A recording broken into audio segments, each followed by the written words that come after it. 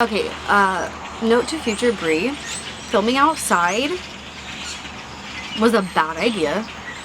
The mosquitoes are eating me alive. I feel like this time of day was a bad time to do this because the sun is now setting, because I forgot it's fall now and it's gonna set a little faster. Yay! Okay. I'm so itchy. If you hear all the birds, every year, around this time of year, it gets like this, like right before October hits and all through the month of October, the birds are migrating through, and it's one of my favorite things. Like, that's how I know that it's about to be like spooky season, is I hear the crows cawing and I hear the birds everywhere. It's insane how many birds, because Tennessee is so tree covered. Dude, it's insane. You should see the birds flying around right now. And this isn't even like a lot. Like, there's this one tree in my neighbor's yard that the birds like love that tree. And then they whoosh, they all fly out and they'll like tornado around for a little bit and then they'll go back in the tree. Like, they literally just flew around for no reason, just exercise.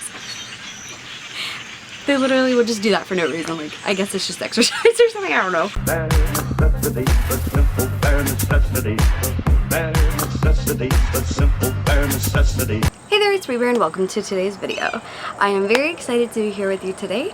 It may look a little crooked. I've tried. I think it's because I'm at a very teensy bit of an angle, but the bar behind me, the railing behind me may look crooked. Ignore that. We are outside today because my family is resting and I didn't want to disturb them by trying to film. Today is going to be the 2023 quarter 3 wrap up.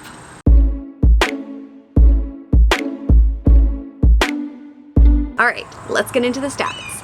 I read a total of 38 books this quarter with 2 rereads and 10,319 pages. Stellar. Next up we have authors. I had 12 authors that were first impressions and 26 authors that were authors that I had read from before. Target audience. I read 4 books that were like kids books or like chapter books. I read 4 middle grade books. I read 19 YA books and 10 adult books.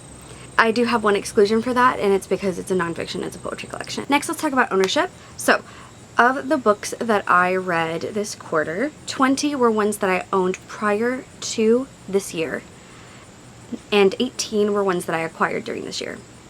Of that 18, 10 were ones that I hauled, so I added to my shelves, digitally or physically, and then 8 were ones that I borrowed. All were borrowed digitally. Let's talk about format. I read 23 books physically, entirely. I read 13 books digitally. Of the digital books, 2 were ebooks and 11 were audiobooks. And then I did combination of audio and physical reading for 2 books. That doesn't seem right. I think I did combination for more than that. Oh well. Of the physical books that I read, 20 of them were new and 5 were used. Great, so next we have the social aspect of my reading. So 36 of my books were read socially and only 2 books were read not socially. Of those social books, 2 of them were for the Literally Dead Book Club, 14 of them were for the Mid-Year Reading Scramble, and 20 of them were for the Amazing Readathon. And then as far as content goes, I did have 6 books that went towards content. Originally I would have had another 14 books for content because I did film a video for Mid-Year Reading Scramble, but I don't know that I'm going to post that vlog because the time has passed. So I don't know if I'm going to post that vlog.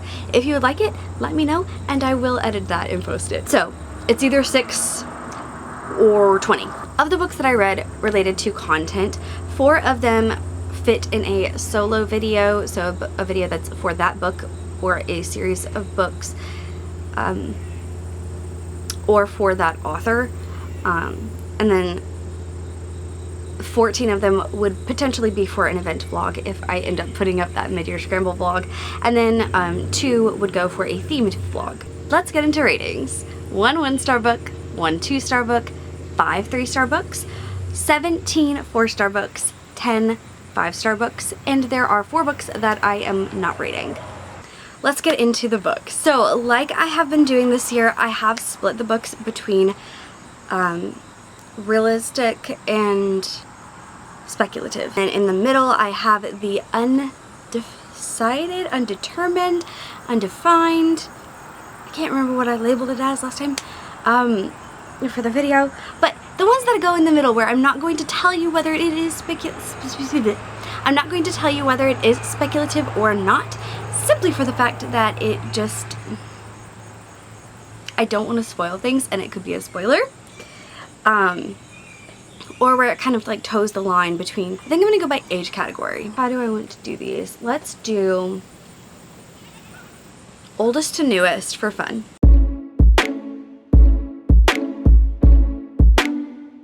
The first book that I have for you is SEO Trot by Roald Dahl.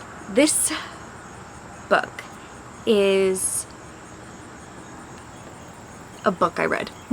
That's how I felt about it. This book is a story about a man who is interested in his neighbor, but he's not brave enough to talk to her, and he finally finds a way to talk to her through the means of something to do with his, or with her tortoise, that she has a pet tortoise, and he kind of uses that as a means to talk to her.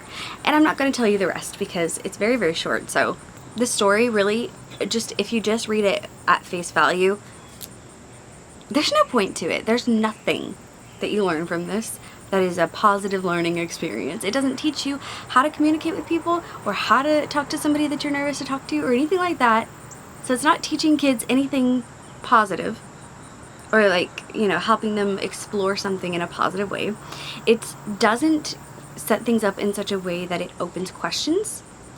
And in fact, it encourages deception and lying, because in the end, the character who did all the deceiving and the lying just kind of went about their life as if nothing happened, and as if they hadn't, like they had no repercussions from it. So it's like encouraging lying. Kids are still trying to understand the boundary between the truth and fiction and reality and honesty and lying. They don't understand that. It's a very complex thing to try to explain and to try to teach, and things like this don't help. I could teach them what lying is through this, but you cannot teach them the effects of founding a relationship on falsehoods. Like, okay, popping back in from the future to remind myself, I forgot that at the beginning of this book there is an author's note actually about a government thing to do with tortoises and how they were shipped. They were packed and shipped in crates. And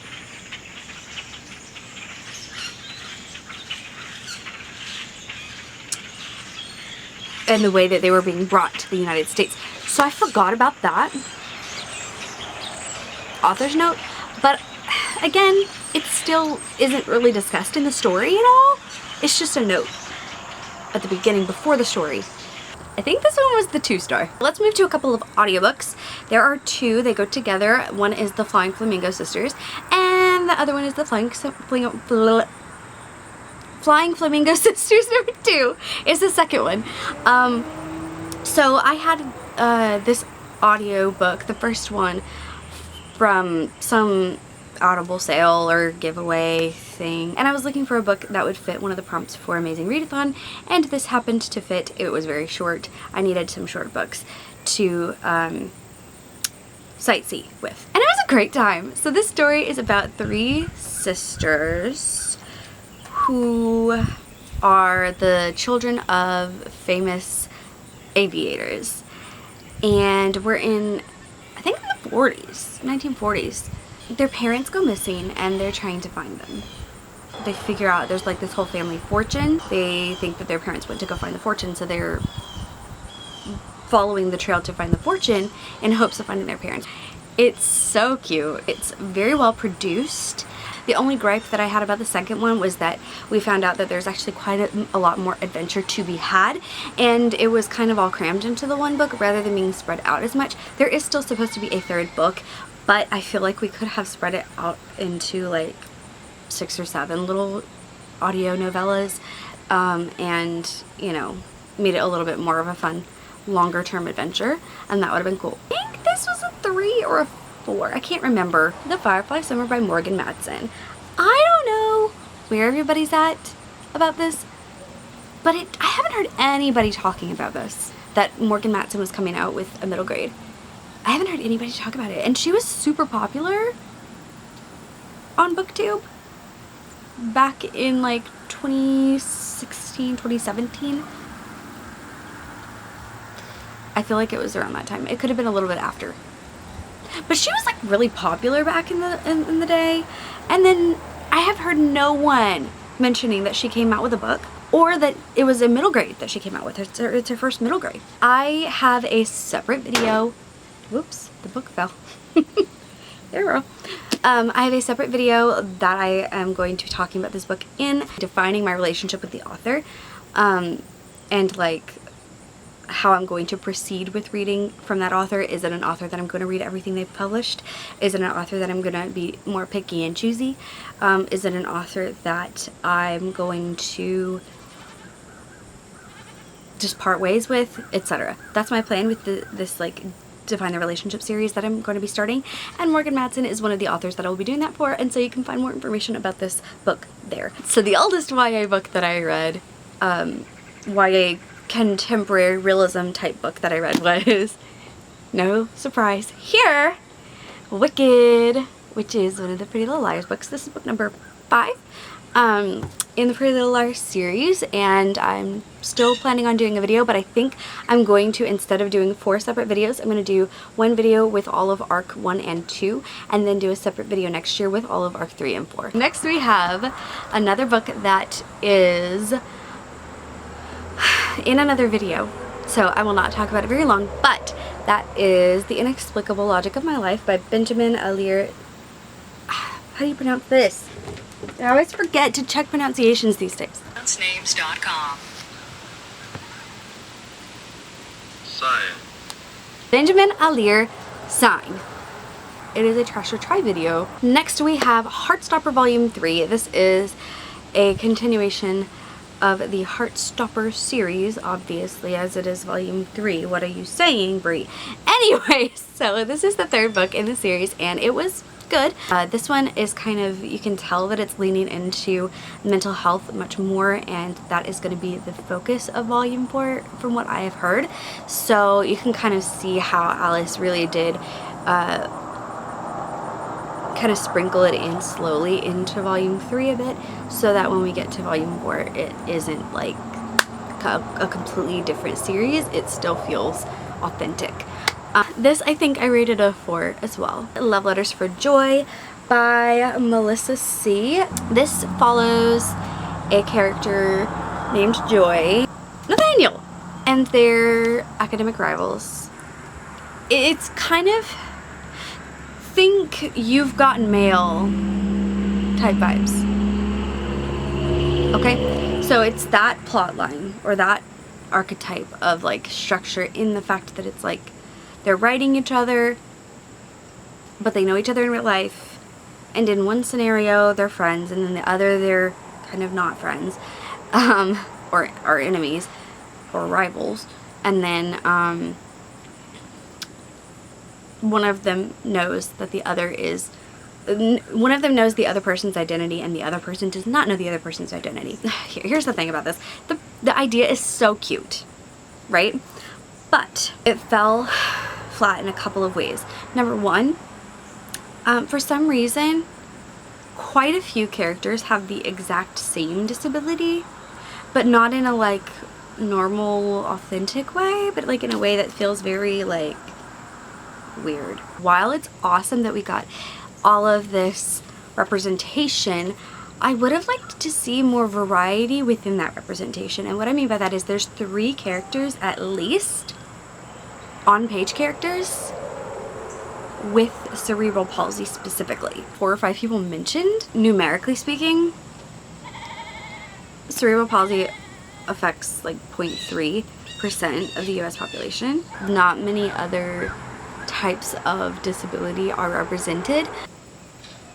The math doesn't math for me very well. I think part of my issue with it is just because it's like she wrote them in there just to add another person with cerebral palsy on page, but they weren't significant to the story in any way, and they were never mentioned again. Like, it was literally just that one page, and it wasn't even relevant really to anything that was happening. The other main thing for me was that one of our characters that is like a friend character is trash, and that's fine if you're going to make it like balanced and like flow well, but it felt like they were too horrible at certain points for it to even realistically continue. Like, the friendship would have ended in any realistic situation. Like, the friendship would have ended in one of the last, or in one of the situations that happened, but then another thing happened, and then it was like as if they were still friends. She was saying like, we're done.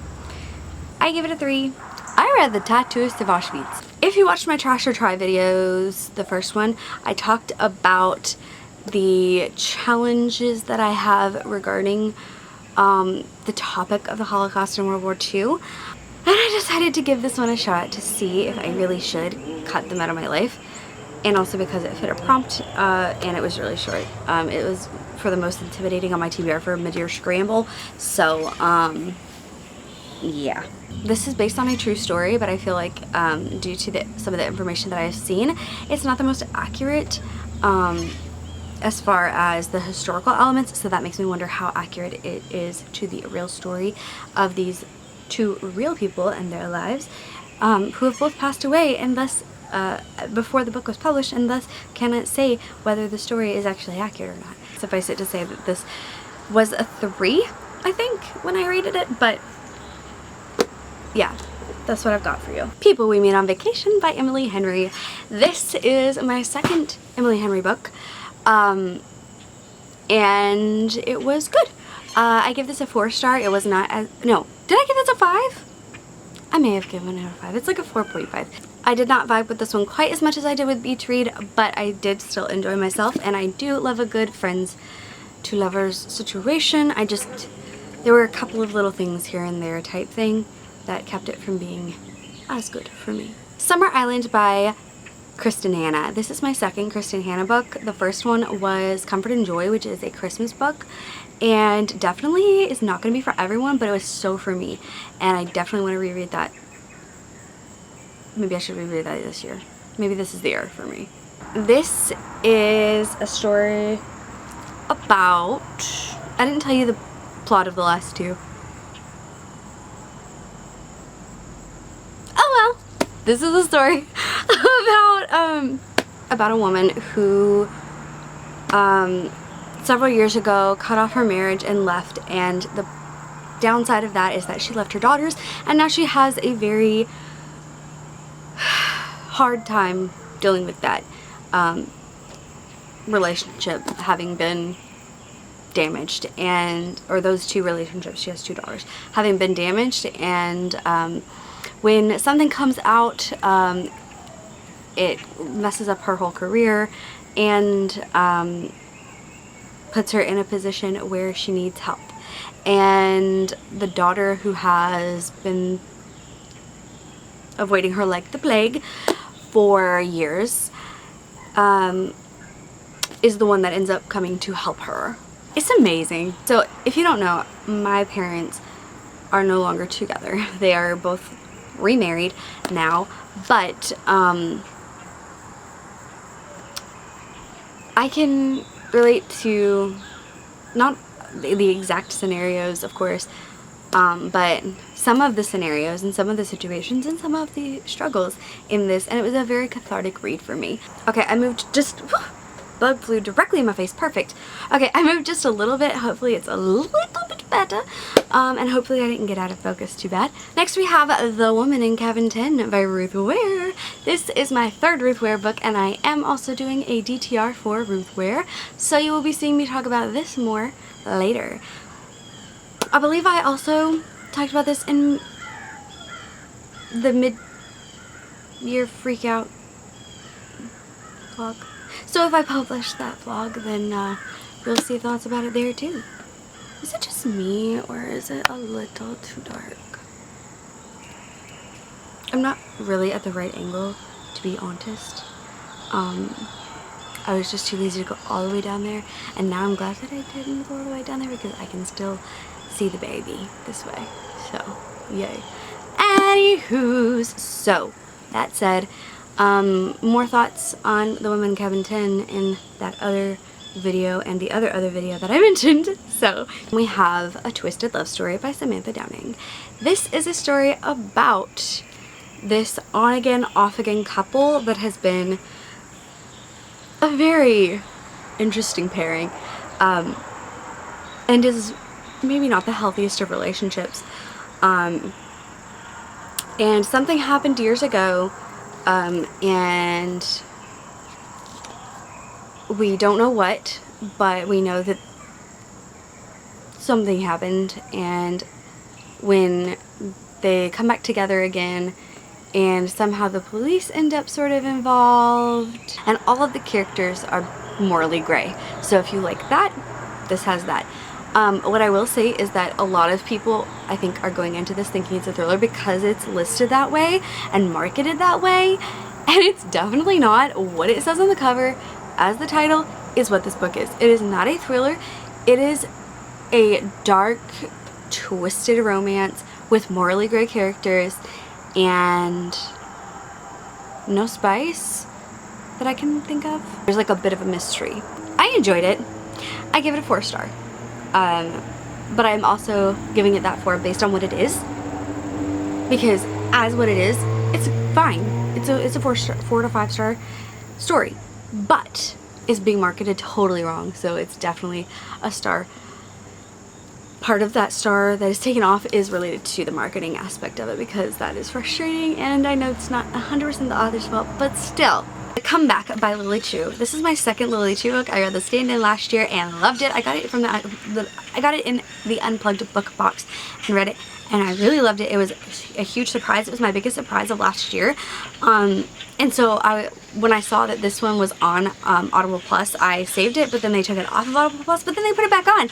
And so I read it as fast as possible just in case they took it back off again, and I'm so glad that I did. I definitely want to read more from this author. It was a great time.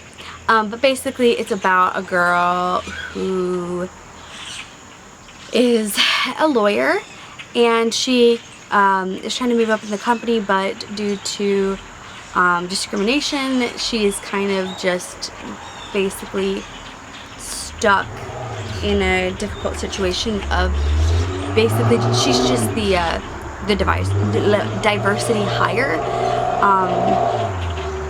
and so she doesn't really have a very good opportunity to move forward in her job and da-da-da. So anyways, that's going on in her personal life, and then that's going on in her business life, but in her personal life, her roommate happens to invite her cousin to stay with them and doesn't tell her. Except turns out that her cousin is a guy that is not just a guy. Yeah. Alright, now let's go into the middle section of books that are undefined.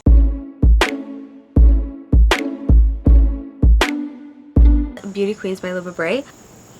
I guess a dystopian. I went into this book thinking it was more serious, like seriously written than it actually is. This is extreme satire. Like ridiculously strong satirical vibes. So basically this book is about a plane full of beauty queens who their plane crashes on an island. The pilots die, the camera crew dies, and all that's left is some of the contestants of the pageant, and they have to try to survive, and they're waiting to get rescued. Yeah, it's an adventure. Lots of satire, and it's like some of that I really enjoyed, but there is something to be said about the stereotyping and how you can't, it's hard to tell what of it is 100% satirical and what of it is like satirical in the way of making fun of, like, is it making fun of the beauty queens, or is it making fun of the way that beauty queens are viewed? You know what I mean? And it's like the same thing for like different elements of like the subcategories of what we see. So like we see some Christian characters. Is it making fun of Christianity and prayer, or is it making fun of the way that people pray? Or is it making fun of the way that people view people who are in a faith? There's so many different ways that it could be perceived as, so it's kind of hard for me to determine for sure my thoughts on it. Like if you're making fun of a group of people based on a stereotype, not here for it. But if you're making fun of the fact that stereotyping happens to this group of people, then I am here for it. All in all, I rated this a 4 out of 5. Okay, I know I keep changing the angle a little bit, and this one was not a little bit, it was a lot of it. But I couldn't help it anymore. I felt like this would just be the easiest option to keep moving and have the lighting be better. And here there are monsters by Amelia.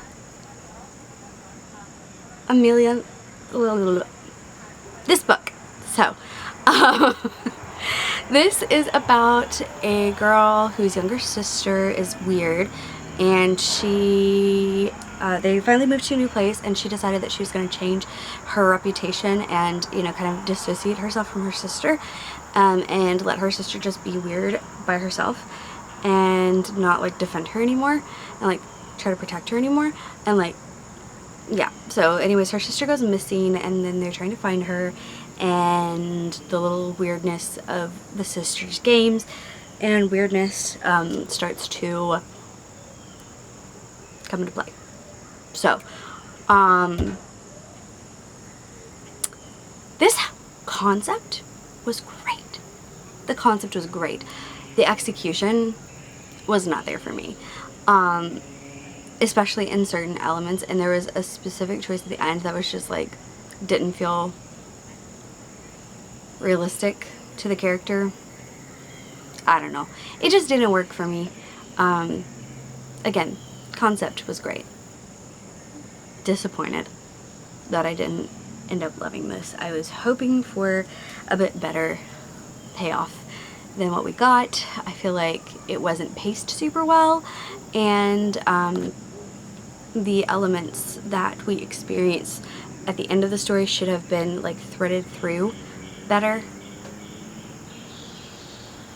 Yeah, and we didn't really have like the whole first chunk of the book didn't really do anything. There was not really a plot for a large portion, except for the, oh, my sister's missing, except I can't go out there and go look for her because I'm not allowed to. And that was like it for a large portion of the beginning of the book. I don't know. I feel like maybe if it was structured a bit differently, it would have worked better. Family of Liars by E. Lockhart. I'm sorry if you can hear my neighbors talking. I kind of put it off because I was hearing kind of like meh reviews, and a lot of people were like, how are you going to make another book in that series, or like with that first book, which is a great question.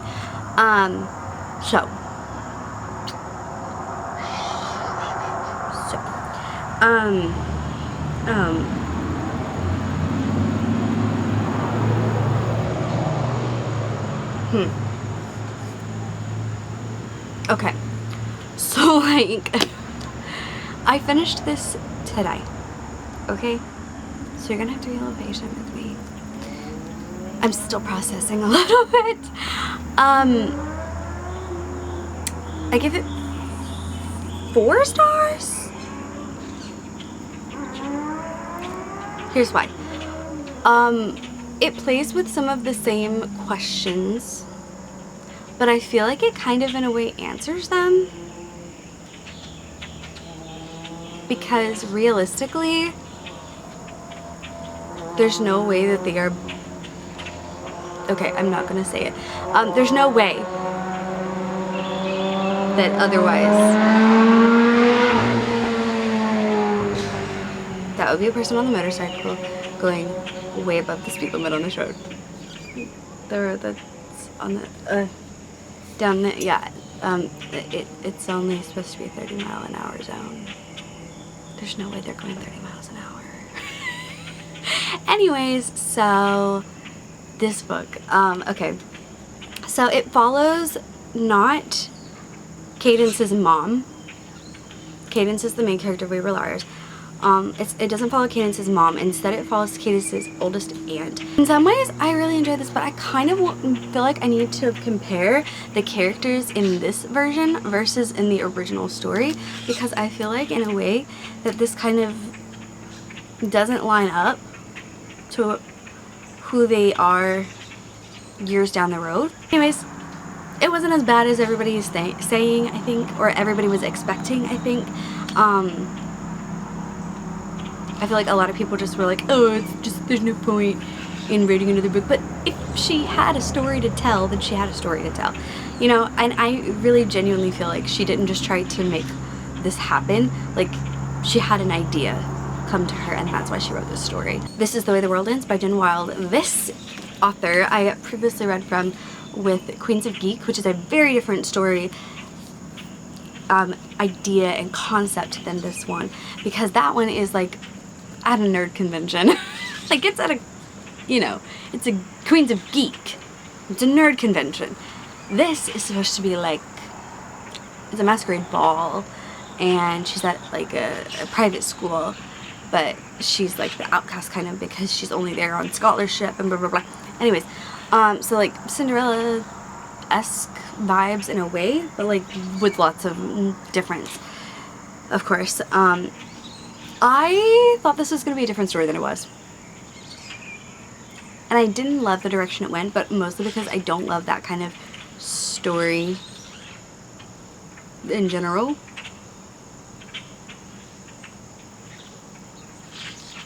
So, I was kind of disappointed. It is very short. This is a 3-star for me, which is disappointing because Queens of Geek was a 5. So that's like, that's why I'm like so saddened. Like, it wasn't a bad book by any means, but I was very disappointed because I expected something totally different. The Only One Left by Riley Sager. I am doing a Riley Sager DTR as well, so you will be able to find out more about my thoughts on this in that video. Hooray! So, this one, I don't even need to tell you the synopsis because it's all going to be in that video. So, we're stopping there. Now, let's move into the speculative books. Starting with the kids' chapter books situations, we have The Magic Finger by Roald Dahl. This one, definitely an improvement from SEO Trot, because this one actually has a point to it and is actually doing something. I reread The Boy, the Mole, the Fox, and the Horse by Charlie McKeesey at a really good time. I picked this up for Amazing Readathon to finish a prompt that I wasn't going to have enough time to finish, and I wanted to stay on track so that I could actually help my team get forward a little bit more. And so I picked up something short and quick and easy, and it was a very good life choice because I didn't realize how much I needed this at that moment in my life. I was dealing with a lot. I still kind of am dealing with some of those things, but like at that moment was when it was at its peak, and reading this was so soothing to my soul. And I did not realize how soothing it was going to be until I started reading it. And I was like, oh, I needed this right now. We also have Matilda by Roald Dahl. This was my first time actually reading Matilda. I have watched the movie as a kid, but I had never read it that I remember. I appreciate what Matilda does as a story and the things that it discusses. However, as a teacher, I also find it extremely frustrating in some ways as well. But I appreciate this and how it was helpful for so many people. Of the Roald Dahl books, the BFG is still top for me, and then Charlie and the Chocolate Factory, and then probably this one after that, Kilu of the Woods.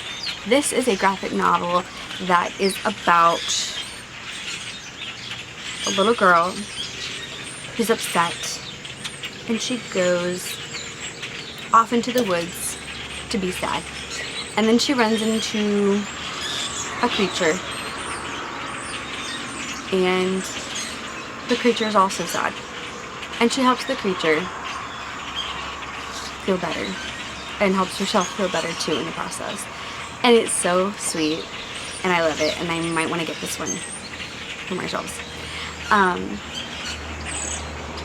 Tea Dragon fans, this one is a good choice. We have Mirage by Samaya Dowd. Samaya Dowd? Samoya? No, Samaya Dowd. That's what I'm going with. This is a story about a girl who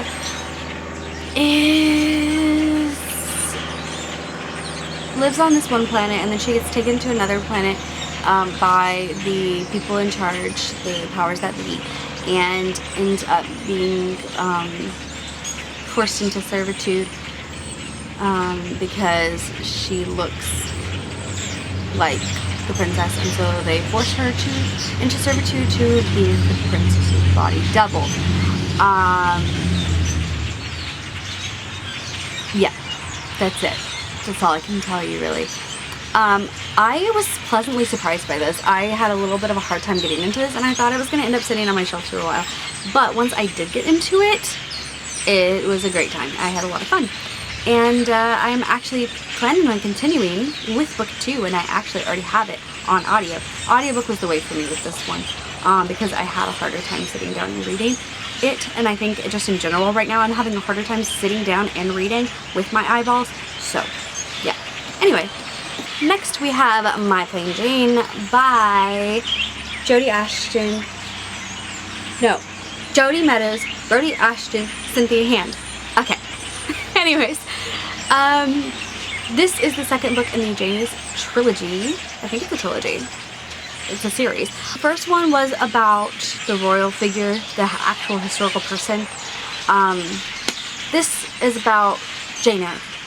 It's a Jane Eyre retelling.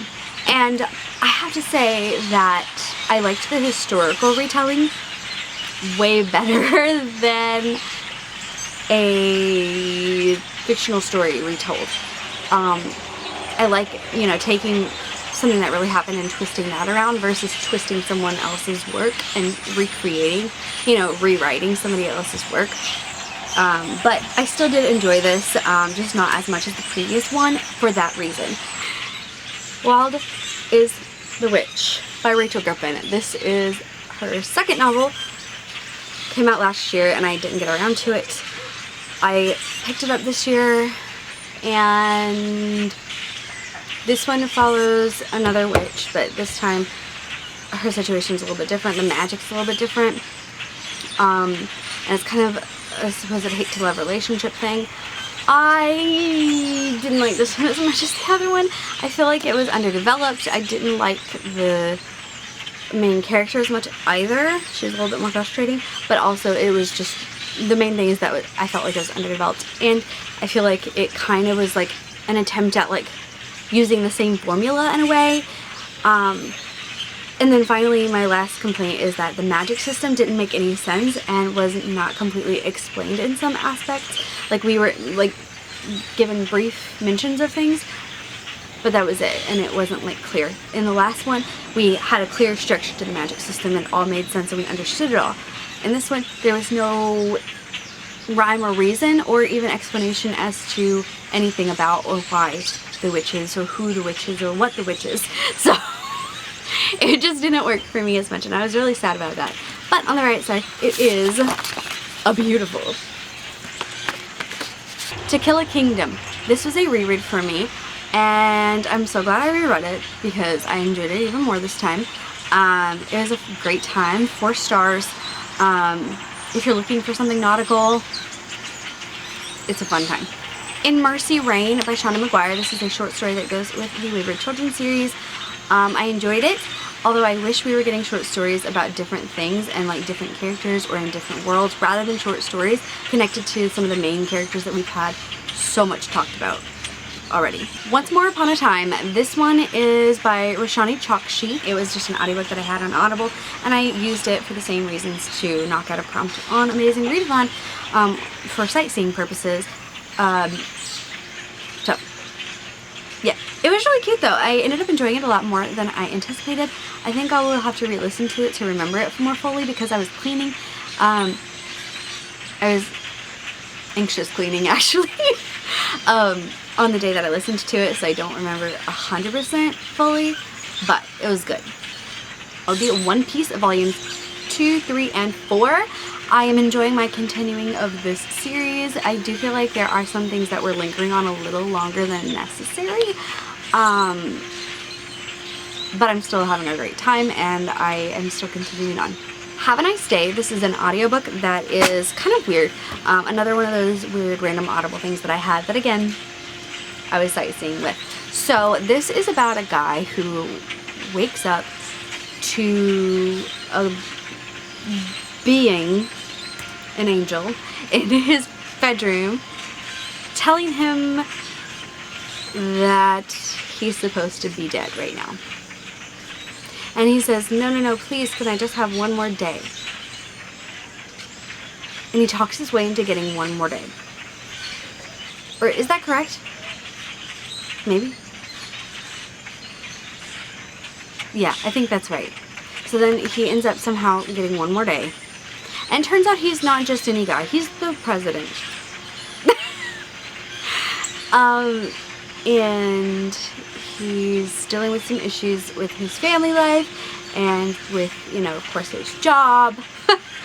It was really interesting, and it was actually a very satisfying ending. Pet Sematary by Stephen King.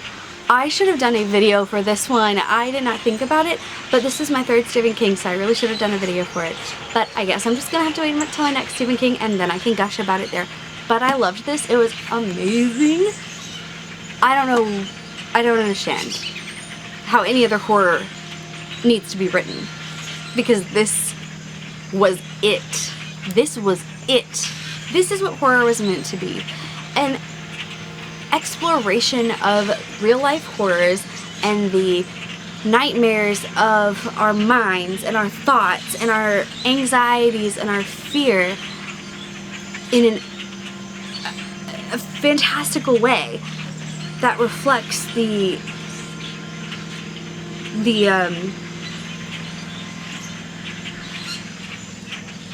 darkness and the depth of those thoughts. And it was done wonderfully. It was phenomenal. Definitely my favorite of the books of his that I've read so far. This one, and then Misery would be next, and then It last, because that scene alone is enough reason for it to be third. And honestly, because it's so long and kind of unnecessarily so, and also and because I read it so spaced out. But okay, that's not important. The important thing is this is amazing. It's all about grief and loss and exploring the nightmarish experiences of life, and oh my goodness, it was amazing. Next we have Nothing But Blackened Teeth. I hate this cover, so don't look at it. It's ugly, and the book itself was not much better. This was 1 star. It was terrible, and I don't know why I went ahead and got it, even though I knew that Kayla hated it, and yeah, it was a mistake. Yeah. My Goodreads review is as follows. Something, I'm paraphrasing possibly, but the most accurate thing about this book was the title, except for the fact that instead of Nothing But Blackened Teeth, it should have been Nothing But Blackened Paper. because that's all it was. Words on paper. Or ink on paper.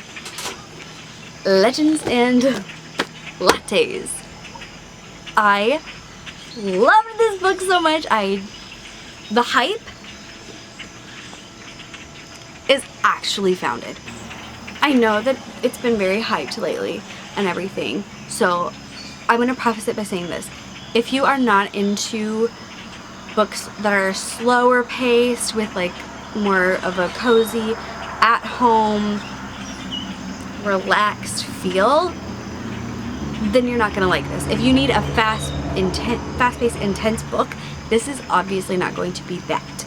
It is a chill book that you can sit back, relax, and feel at home in the story, type of story. And for me, I love that. I've loved cozy fantasy for a while now, prior to the new craze. So, before cozy fantasy became the new genre of TikTok, following the Colleen Hoover and the spicy romance, craze, the new craze became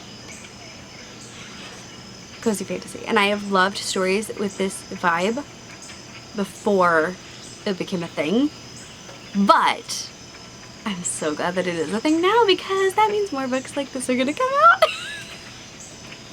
So I'm actually not mad that it's being overhyped, which is weird for me. Like, I'm normally like, ugh, everyone's like acting like this is the new best thing, but it's been around forever. But actually, I'm actually kind of excited about it now, because it's not as easily, like, there's not as much of this as I would like. A House with Glitter Bones by T. Kingfisher. This is my second T. Kingfisher book.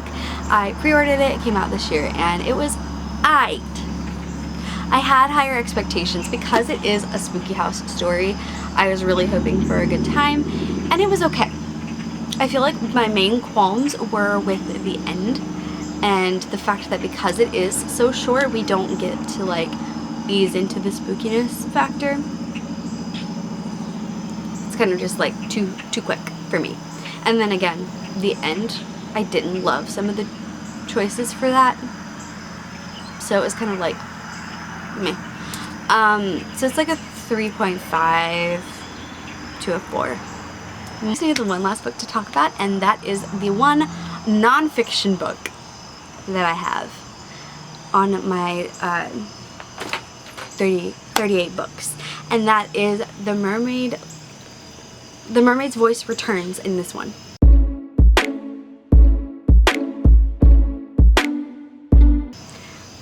By Amanda Lovelace, who I know I said I wasn't going to read from anymore, but hear me out. Hear me out. I was on the purple team for the Amazing Readathon, and it's a purple book, and it's a poetry book, and I'd already read the first 2 in the series, so I might as well just finish off the series, and I was able to borrow it on Script. I think it was Script. Maybe it was Hoopla. I don't remember which one. It was Hoopla. It was Hoopla. Anyways, yeah, I'm still probably going to be done with Amanda Lovelace. I love her covers. I love her vibes. But I'm not a romance-only poetry reader. That's it. I am officially at 97 books for the year. I literally could just read one book for each month for the rest of the year and still finish my Goodreads goal of 100 books and hit 100 for the first time. But I'm definitely going to read more than just 3 books. Thank you guys so much for watching. I hope you have a great rest of your day or night, whatever time it is for you. Make sure you hit the subscribe button so that you can join the Bear Scouts. And hit the notification bell down below so that you'll be notified whenever I post. Rude. But most importantly, so that I can see you again very soon. Peace out, Bear Scouts. Look for the bare necessities, the simple bare necessities. Forget about your worries and your stress. I mean the bare necessities. That's why a bear can rest at ease with just the bare necessities of life. Yeah. is that?